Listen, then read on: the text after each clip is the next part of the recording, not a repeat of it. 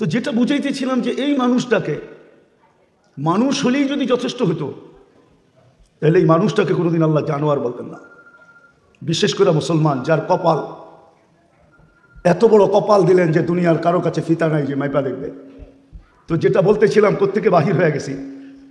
তো কাফেররা বলবে তোমরা তো অনলাইনে দুনিয়াতে মুসলমান ছিলে, কিন্তু আজকে তো তোমরা আমাদের সাথেই, তোমাদের ইসলাম সব জায়গায় যে তোমরা কাগজে মুসলমান লিখতে, এই লেখাটা তোমাদেরকে কি কাজে দিল?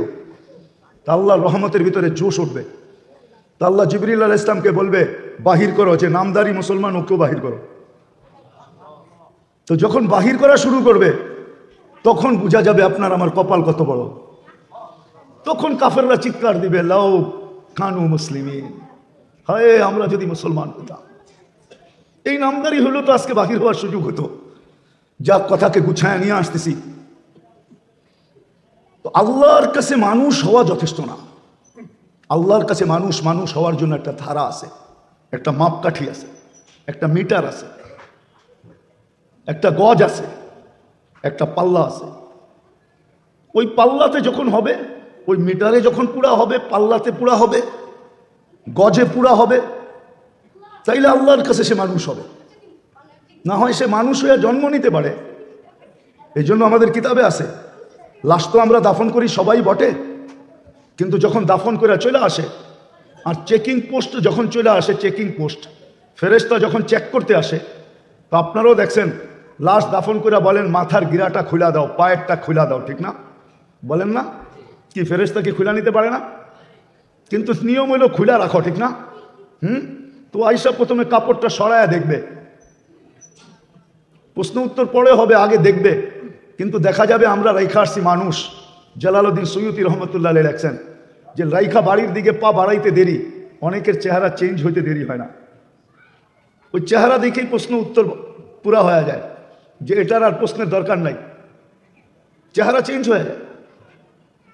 তো আল্লাহর কাছে মানুষ মানুষ হওয়ার মাপকাঠি বা পাল্লা বা মিটার বা স্কেল বা ফিতা যাই বলেন, ওটা ভিন্ন। ইমাম বুখারী রহমতুল্লাহ আলাইহি এটাই বুঝাইতে চেয়েছেন। শেষ হাদিসে এইদিকে ইঙ্গিত যে শোনো মুসলমান, উম্মতে মুহাম্মাদি, তোমার মাপকাঠি কিন্তু আল্লাহর কাছে হলো আমল। আমল হলো তোমার মাপকাঠি।